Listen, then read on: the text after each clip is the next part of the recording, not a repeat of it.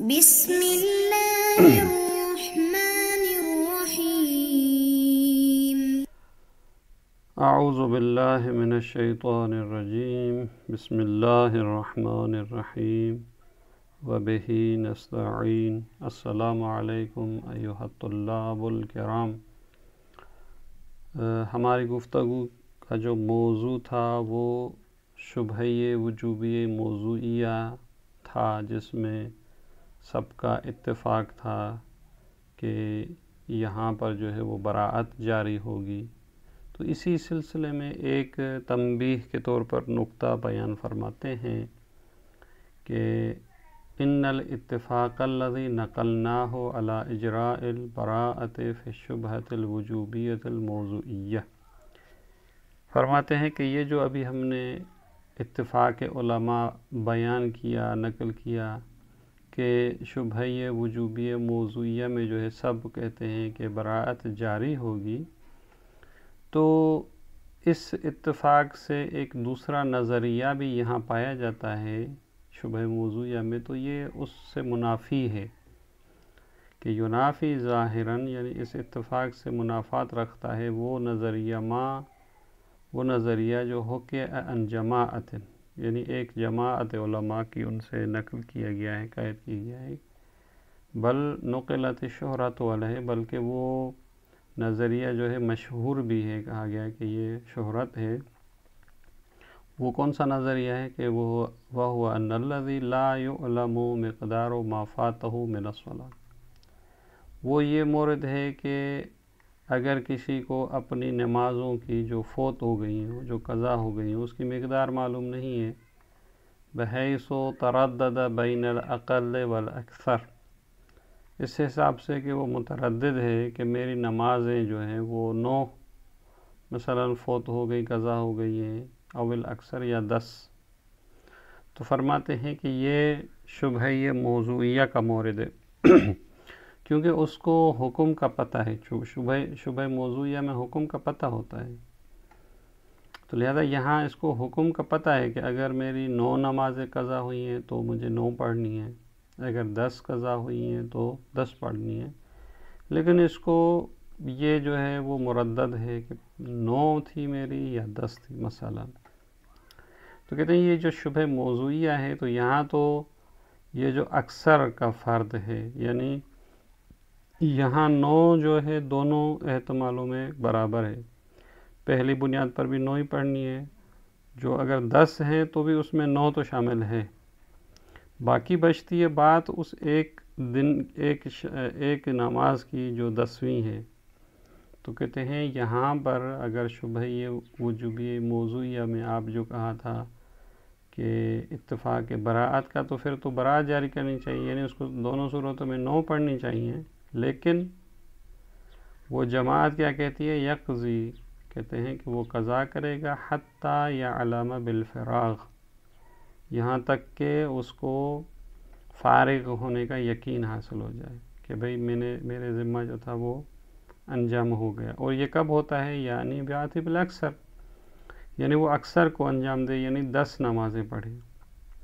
تو یہاں شبہ موضوعیہ وجوبیہ ہے. تو آپ نے تو کہا تھا کہ براءت جاری کی جاتی ہے، لیکن یہاں ایک مشہور کو یہ ہے کہ وہ براءت جاری نہیں کریں گے بلکہ احتیاط کریں گے. اور احتیاط جو ہے وہ اسی طرح ہوتی ہے جب پورے کے پورے 10 نمازیں جو ہیں وہ انجام دیں. تو کہتے ہیں اس مسئلے کو کس طرح حل کریں آپ، کیونکہ آپ نے اتفاق کی دعویٰ کی ہے اور یہاں پر ایک اور دوسرا نظریہ بھی پایا جاتا ہے، تو اس کو آپ کس طرح حل کریں گے؟ وجہ المنافع، یعنی یہ کس طرح منافات رکھتا ہے؟ کہتے ہیں واضح ہے. وجہ المنافات، یہ آپس میں اس طرح ٹکراتے ہیں کہ ہو ان الفرد الزائد علی الاقل المتیقن، کہتے ہیں کہ وہ فرد جو اس اقل متیقن سے زائد ہے، یعنی 9 نمازیں جو ہیں اس نظریے کی بنیاد پر بھی ہیں، اس نظریے کی بنیاد پر بھی ہیں، لیکن ایک فرد جو ہے وہ زائد ہے کہ مثلا وہ 10ویں نماز ہے. ہوا من الشبہۃ الموضوعیۃ الوجوبیہ. اور یہ جو ہے مورد جو ہے جب یہ تردد ہوتا ہے اور اکثر میں سے جو آخری فرد ہے مثلا یا جو زائد ہے تو وہ شبہیہ موضوع وجوبیہ ہے، التی اتفقوا علی اجراء البراءۃ فیہا، جس پر آپ نے جس طرح کہا تھا کہ بھئی سب نے جو ہے وہ براءت جاری کی، جو اتفاق کیا ہے، تو اس کا نتیجہ یہ ہونا چاہیے کہ فلا یجب الاتیان بہ، پھر تو وہ دسویں جو مثلا نماز ہے وہ پھر واجب نہیں ہونی چاہیے، لیکن سب نے کہا ہے کہ وہ 10 نمازیں پڑھے گا، تو اس کو اب کس طرح حل کریں آپ؟ وَلَهُمْ فِي تَوْجِیهِ ذَلِکَ کلام، کہتے ہیں اب اس علماء کے جو مثلا یہاں فتویٰ دیا ہے کہ وہ اکثر کو انجام دے اور احتیاط کرے، تو اس کے کلام کی ہمارے پاس توجیہ ہے، ہم اس کو توجیہ کریں گے اور اس کی طرف جو ہے وہ تبصرہ فرماتے ہیں۔ صاحب کتاب فرماتے والذی یختلج فی ذہنی فی المقام، وہ چیز جو میرے ذہن میں یہاں پر آتی ہے وہ اس طرح سے ہے کہ ان الشک بین الاقل والاکثر من الفوائد، کہتے ہیں جب شک ہوتا ہے کہ میری فوت شدہ نمازوں میں سے شک ہے، مثلا 9 نمازیں تھی یا 10 تھی مثلا، تو اب سوال یہ پیدا ہوتا ہے کہ یہ جو نمازیں میری فوت ہو گئی، قضا ہو گئی ہیں، اس کا سبب کیا تھا؟ ان کان الفوت فی ہے، اگر یہ جو فوت جو ہوئی ہیں یہ لأجل نسیان الفریضۃ والغفلۃ عنہا، اس لیے کہ میں فریضے کو بھول گیا تھا یا اس سے غافل ہو گیا تھا، مثلا فی وقت ادائہا، کہ ان کو اپنے ٹائم میں انجام دیتا، مثلا کوئی شخص ہے جو ہے وہ بھول گیا کچھ عرصے کے لیے نماز پڑھنا، فریضہ اسے بھول گیا یا غافل ہو گیا تھا، بہرحال اس نے جان بوجھ کر نہیں کیا، یعنی اس کا سبب جو ہے وہ جان بوجھ کر نہیں ہے بلکہ نسیان یا غفلت اگر سبب ہو، تو ایسا شخص جو غفلت اور نسیان کی وجہ سے جو ہے اس سے یہ قضا ہو گئی ہیں، تو یہاں پر ففی ھذا المقام، تو اس صورت میں تجری بالنسبت الی الفرد الزائد علی المتیقن، تو وہ فرد زائد جو ہے جو متیقن، یعنی مثلا جو 9 نمازیں تھی اس سے ہٹ کر جو 10ویں نماز ہے اس کی بنسبت ہم یہاں پر کہہ سکتے ہیں کہ جو ہے وہ تجری قاعدۃ الشک بعد خروج الوقت الذی لا یعتنی بہ، تو یہاں پر کہتے ہیں قاعدہ ایک ہے جس کو کہا جاتا ہے قاعدہ یہ شک کے بعد خروج الوقت، یعنی اگر وقت نکل جائے اور اس کے بعد کوئی شک کرے کہ میں نے نماز پڑھی تھی یا نہ، یعنی وہ وقت جس کی طرف جو ہے اس نے اعتنا نہیں کی، توجہ نہیں کی، تو وہاں پر جو ہے وہ شک کے بعد خروج الوقت جو ہے اس کی قاعدے کی طرف نسبت دیتے ہوئے کہا جائے گا کہ واجب نہیں ہے۔ تجری بالنسبت الی الفرد الزائد علی المتیقن قاعدۃ الشک بعد خروج الوقت، ایک یہ قاعدہ جاری ہوگا، وتجری قاعدۃ البراءۃ من قضاء الزائد للشک فی التکلیف بناء علی ان القضاء بامر جدید، یعنی ایک قاعدہ جو ہے یہ بھی جاری ہو سکتا ہے اور دوسرا قاعدہ براءت جاری ہوگا۔ البتہ قاعدہ براءت کے جاری ہونے میں جو ہے وہ ایک یہ نظریہ ہے کہ قضا جو ہے وہ امر جدید سے ہو، یعنی کیا؟ یعنی مثلا ہم یہ کہیں کہ جو چیز قضا ہو جاتی ہے اس کے لیے ایک ہمارے پاس الگ دلیل ہے، مثلا اقض ما فات، جو چیز تم سے فوت ہو جاتی ہے تو اس کی تم نے قضا کرنی ہے، تو لہٰذا اگر ہم بنا رکھتے ہیں کہ قضا جو ہوتی ہے وہ ایک جدید اس کے لیے امر آئے، اور وہ جو خود عمل کا امر ہوتا ہے، مثلا اقیموا الصلاۃ یا نماز پڑھو، اس کا تعلق جو ہے وہ مثلا ہم کہیں کہ قضا سے نہیں ہے اور اس قضا کے لیے جو ہے وہ ایک امر جدید چاہیے، تو اس صورت میں کہتے ہیں قاعدہ یہ براءت، تجری قاعدۃ البراءت، یعنی وہ بری ہے من قضاء الزائد، وہ جو 10ویں نماز ہے جو زائد ہے، فرد زائد، اس کی بنسبت براءت جاری ہوگی، اس لیے کہ لشک فی التکلیف، کیونکہ اب یہ اس کو شک جو ہے وہ اصل تکلیف میں ہے کہ یہ 10ویں جو نماز ہے اس کے لیے میرے پاس امر ہے یا نہیں ہے، تو چونکہ ہمارے پاس امر کے ہونے میں خود شک ہے، تو لہذا کہتے ہیں جب اصل تکلیف میں شک ہو تو براءت جاری کی جائے گی، تو لہٰذا یہ اس وقت ہے جب ہم یہ کہیں کہ یہ فوت جو ہے وہ نسیان فریضہ یا غفلت کی وجہ سے ہوا ہو. لیکن اگر وَأَمَّا إِنْ كَانَ الْفَوْتُ فِيهِ لِلْفَرِيضَةِ، اگر یہ فوت جو فریضے کے لیے ہے، یعنی جو اس کی نمازیں جو قضا ہوئی ہیں عصیاناً ہوں، یعنی اس نے گناہ کیا، وتعمداً و جان بوجھ کر اس نے نمازیں نہیں پڑھی، اور پھر کچھ مدت کے بعد اس کو شک ہو کہ بھئی اب میری 9 نمازیں تھی یا 10 تھی، تو یہاں جو ہے وہ قاعدہ جو شک بعد خروج الوقت والا جو وہاں ہم نے جاری کیا تھا یہاں جاری نہیں ہوگا. جو کہتے ہیں ففی ھذا المقام لا تجری قاعدۃ الشک بعد خروج الوقت. تو وہ قاعدہ جو ہے کہ وقت کے خارج ہونے کے بعد اگر شک ہو تو پھر ہم جو ہے اس کی طرف اعتنا نہیں کریں گے، یہ جاری نہیں ہوگا یہاں. کیوں؟ اس لیے کہ یہ قاعدہ وہاں جاری ہوتا ہے جہاں کوئی شخص جو ہے وہ نماز نہ پڑھی ہو اپنے وقت میں کسی عذر کی وجہ سے. لِأَنَّ مَوْرِدَهَا وَمُنْصَرِفَهَا ظَاهِرًا، کہ اس لیے کہ اس قاعدے کا جو جاری ہونے کی جگہ اور جو انصراف ہے اس کی ظاہراً وہ یہی ہے کہ هو من شک بعد الوقت، جو وقت گزرنے کے بعد شک کرتا ہے کہ انہو صلی فی الوقت او ترکہا لعذر، وہ شک کرتا ہے کہ آیا اس نے وقت میں نماز پڑھی تھی یا نہیں، یا اس نے ترک کیا کسی عذر کی وجہ سے اس نماز کو نہ پڑھ سکا. تو لہٰذا وہ ایسا شخص ہے جو شک کر رہا ہے کہ میں نے وقت میں نماز پڑھی تھی یا نہیں، نہ یہ کہ وہ شخص جس کو پتہ ہے کہ میں نے نہیں پڑھی گناہ کرتے ہوئے یا جان بوجھ کر. تو لہذا یہ قاعدہ اب یہاں جاری نہیں ہو سکے گا لعذر غفلت و نسیان، غفلت کی وجہ سے یا نسیان کی وجہ سے. لا انہو عصا و ترکہا، نہ یہ کہ وہ شخص جس نے عصیان کیا، گناہ کیا اور نماز کو اپنے ٹائم میں نہیں پڑھا، تو پھر اس صورت میں جو ہے فالعاصی، یہ اس صورت میں جو ہے یہ جو شخص گناہ کار ہے اس کی طرف جو ہے یہ قاعدہ شک جو ہے جاری نہیں ہوگا. اب سوال یہ پیدا ہوتا ہے کہ قاعدہ شک اگر جاری نہیں ہوگا تو جو دوسرا قاعدہ براءت ہے وہ جاری ہوگا یا نہیں.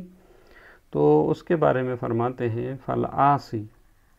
اذا لم تجر بالنسبت الیہ قاعدۃ الشک بلا فراغ. اب یہ طے ہوا کہ جو گناہ کار ہے جس نے عصیاناً اور تعمداً جو ہے وہ نماز کو نہیں پڑھا اور اب اس کو شک ہو رہا ہے، تو اس کی بنسبت جو ہے قاعدہ شک کے بعد الفراغ جاری نہیں ہوگا. اب دوسرا جو قاعدہ براءت ہے وہ جاری ہوگا یا نہیں. تو کہتے ہیں فَإِن قُلْنَا، اب یہاں پر جو ہے تفصیل ہے کہ فَإِن قُلْنَا إِنَّ الْقَضَاءَ بِأَمْرٍ جَدِيدٍ، جس طرح پہلے بھی اس کی بات ہوئی، اگر اس نظریے کو اپنایا جائے کہ جو قضا ہے وہ ایک امر جدید سے واجب ہوتی جس طرح اقضِ ما فات، تو اس صورت میں اگر اس نظریے کو اپنایا جائے تو پھر اس عاصی کی بنسبت بھی جاری ہوگی اصالت البراءہ، یعنی قاعدہ شک بعد الفراق جاری نہیں ہوگا، لیکن جرت اصالت البراءۃ من الزائد فی حقہ ظاہراً، یعنی اصل براءت جو ہے وہ جو زائد مثلا 10ویں نماز ہے تو اصالت براءت اس کے حق میں ظاہراً جاری ہوگی. کیوں؟ اس لیے کہ لأنہ الآن شاک فی التکلیف بالزائد، اس لیے کہ اس کو شک یہ ہے کہ یہ جو 10ویں نماز ہے اس کے بارے میں میرے پاس امر ہے یا نہیں ہے. تو چونکہ امر کے ہونے میں شک ہے تو لہذا یہ تکلیف زائد میں شک ہے اور اصالت البراءہ جاری ہو جائے گی. سوال یہ پیدا ہوتا ہے کہ وہ جو امت تکلیف بالادا ہے، کہ وہ جو مثلا پہلا امر تھا نماز کا کہ نماز پڑھیں، اور اس کے بارے میں کیا آپ کے جو نظریہ ہے، تو کہتے ہیں امت تکلیف بالادا فسقط علی ھذا المبنى بخروج وقت ہی. کہتے ہیں چونکہ ہمارا فرض یہ ہے کہ وقت جیسے ہی خارج ہو گیا تو وہ تکلیف بالادا جو اصل وجوب کے بارے میں امر تھا کہ بھئی آپ نماز پڑھیں اقیموا الصلاۃ، تو وہ وقت گزرنے کے بعد ساکت ہو گیا. اب قضا کے بارے میں بھی جو ہے وہ امر جدید ہمارے لیے مشکوک ہے، تو یہاں پر جو ہے وہ براءت جاری ہوگی. رہی بات یہ کہ اس نے جان بوجھ کر گناہ کیا ہے، والعقاب ان کان، اگر گناہ بھی ہے اس کے ضمن میں تو فیرتفع بالتوبۃ، وہ تو توبہ کے ذریعے قابل دور اور ارتفاع ہو سکتا ہے۔ بہرحال یہاں یہ ہے کہ اصالت براءت اس نظریے کی بنیاد پر کہ قضا تابع امر جدید ہے اور امر جدید چاہیے، تو اس بنا پر جاری ہو سکتی ہے۔ باقی رہی بات اگر اس نظریے کو نہ اپنائیں بلکہ ہم یہ کہیں کہ وَإِن قُلْنَا إِنَّ الْقَضَاءَ بِالْأَمْرِ الْأَوَّلِ، یعنی قضا جو ہے وہ امر جدید سے نہیں ہے بلکہ وہ پہلا جو امر تھا نماز کا، اقیم الصلاۃ مثلا، وہی کہہ رہا ہے کہ آپ جو ہے وہ قضا انجام دیں اگر آپ نے ٹائم میں نہیں پڑھی، تو پھر اس صورت میں جرت فیہ قاعدۃ الاشتغال الیقینی یستدعی الفراغ الیقینی، تو کہتے ہیں یہاں پھر برات جاری نہیں ہوگی بلکہ قاعدہ اشتغال جاری ہوگا، اور وہ یہ کہتا ہے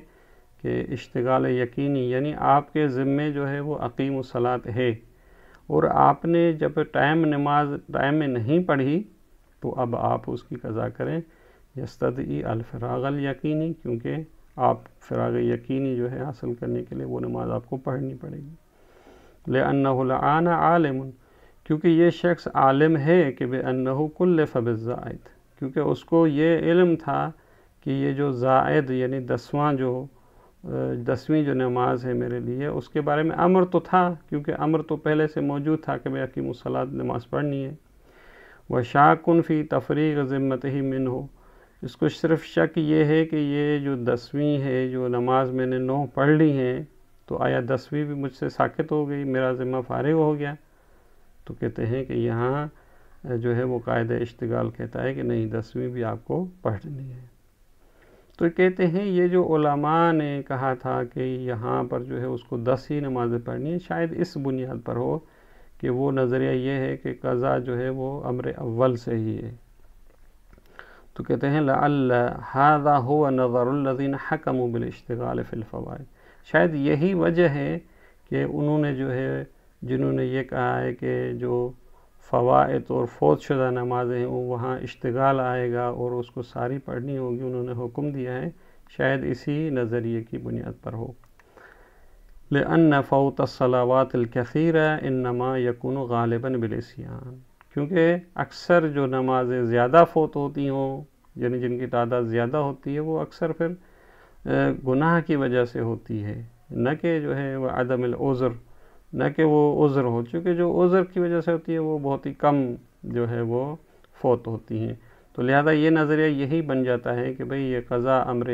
اول سے ہے اور وہ عصیاناً اور جان بوجھ کر اس نے قضا کی ہو۔ تو لہٰذا کہتے ہیں اکثر جو نمازیں فوت ہوتی ہیں وہ گناہ اور عذر نہ ہونے کی وجہ سے ہوتی ہے، پھر وہ یا ڈائریکٹ ترک کر دیتا ہے، اما بترک لہا، ترک کر دیتا ہے نمازوں کو، نہیں پڑھتا، اب ترک لتصحیح ہے، یا مثلا فعلا نہیں پڑھتا پھر کہتا ہے کہ وہ میں بعد میں پڑھوں گا، لا بالنسیان ہے، لیکن یہ اکثر جو ہے وہ نسیان کی وجہ سے نہیں ہوتی، والعذر یا کسی عذر کی وجہ سے، لأنہ فرض قلیل، کیونکہ نسیان اور عذر کی وجہ سے جو ہے وہ پھر ایک جو ہے وہ کم ہی جو ہے وہ نماز کی تعداد جو ہے وہ انسان سے چھوٹ جاتی ہیں۔ تو لہذا یہ جو علماء نے یہاں اشتغال کی بات کی تھی وہ شاید اسی مبنا پر ہو۔ اس کے بعد جو ہے انشاءاللہ یہاں پر یہ جو بحث تھی تمام ہوتی ہے، اس کے بعد ایک الگ اور جدید جو ہے وہ بحث شروع کریں گے۔ تب تک کے لیے اجازت، والسلام علیکم ورحمۃ اللہ وبرکاتہ۔